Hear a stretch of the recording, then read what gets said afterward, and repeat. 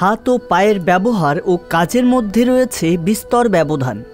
হাত দিয়ে আমরা যেসব কাজ করতে পারি পা দিয়ে তা সম্ভব হয় না। আবার হাত বা পা এর কোনোটাই একটি অপরটির পরিপূরক হিসেবেও কাজ করে না।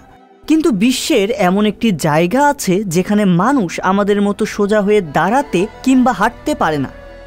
তারা দুই হাত ও দুই পায়ে হামাগুড়ি দিয়ে চলাচল করে।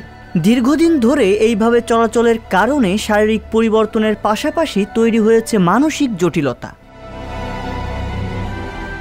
অদ্ভুত এমন আচরণের মানুষের তথ্য সংগ্রহ করতে তুরস্কের ওই গ্রামে কয়েকজন গণমাধ্যম কর্মী যান। গ্রামের মানুষের দৈনন্দিন জীবনের চলাফেরা, জীবনযাত্রা ক্যামেরাবন্দি করে তা প্রচার করেন তারা।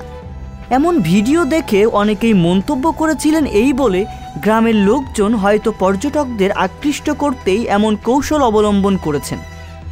তবে এই মন্তব্যকে মিথ্যা প্রমাণ করেন কয়েকজন গবেষক। গবেষকদের দেওয়া তথ্য মতে সেখানের প্রতিটি নাগরিকের হাতের চামড়া সাধারণের চেয়ে বেশ পুরু। হাতের এমন বৈশিষ্ট্য তখনই ফুটে ওঠে যখন দীর্ঘদিন ধরে কেউ হাতের উপর ভর দিয়ে চলাচল করে কিংবা হাতকে পায়ের মতো ব্যবহার করে। হাতের এমন ব্যবহারের প্রয়োজনে তাদের কোনো প্রকার সুরক্ষার ব্যবস্থাও দেখা যায়নি। মাটিতে হামাগুড়ি দেওয়ার মতো চলাচল করার কারণে এখানে বসবাসকারী মানুষের শরীরের গঠন পৃথিবীর অন্যান্য সব সাধারণ মানুষের মতো নয়। দিনের পর দিন চলাচলের এই কৌশল অবলম্বন করায় তাদের পিঠ ও কোমরের হাড়গুলো বেঁকে গেছে।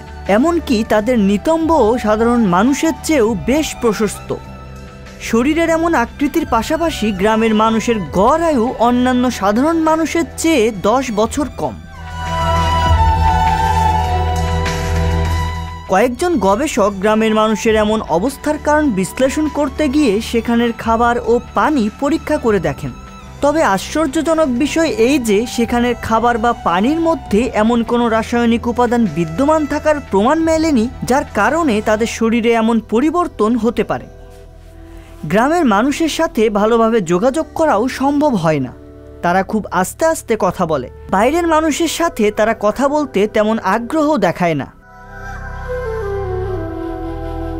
প্রজন্মের পর প্রজন্ম এমন শারীরিক ত্রুটি নিয়েই বেড়ে উঠছে। সমস্যার সমাধান না হওয়ার অন্যতম কারণ হিসেবে দেখা যায় যে তাদের বিয়ে মূলত ইনব্রিডিং, অর্থাৎ তারা গ্রামের একে অপরকে বিয়ে করে। একই ব্রিডিংয়ের হওয়ার কারণে এখানে প্রতিবন্ধী বাচ্চা জন্মদানের ঘটনা বেশি। তাদের মস্তিষ্কের গঠন থেকে শুরু করে স্বাভাবিকভাবে চলাচলের ক্ষমতাও ধীরে ধীরে হ্রাস পাচ্ছে। তবে এমন প্রশ্ন আসতে পারে যে যদি কোনো শিশু সম্পূর্ণ সুস্থ হয়ে জন্মগ্রহণ করে তবে তার শরীরেও কেন পরবর্তীতে ত্রুটি দেখা যায়। এ বিষয়ে জানা যায় গ্রামটি একটি প্রত্যন্ত অঞ্চলে অবস্থিত এবং পরিবহন ব্যবস্থা এতটাই অনুন্নত যে বহির্বিশ্ব থেকে সম্পূর্ণ বিচ্ছিন্ন তারা। ফলে সুস্থ শিশুরা স্বাভাবিকভাবে হাঁটা কখনোই দেখেনি। তারা তাদের বাবা মার কাছ থেকে দুই হাত এবং দুই পা দিয়ে নড়াচড়া শিখেছে। সময়ের সঙ্গে এভাবে পথ চলা এখানকার মানুষের অভ্যাসেই পরিণত হয়েছে। গ্রামের প্রবীণ সদস্যরাও শিশুদের 4 হাত পায়ে চলাচলের জন্য বলে থাকে। ফলে যদি ভবিষ্যৎ প্রজন্ম শিক্ষিত হয় তারপরও এমন পরিস্থিতির নিয়ন্ত্রণ করা বেশ কঠিন হয়ে যাবে। রিয়াজুল ইসলাম, সংবাদ প্রকাশ।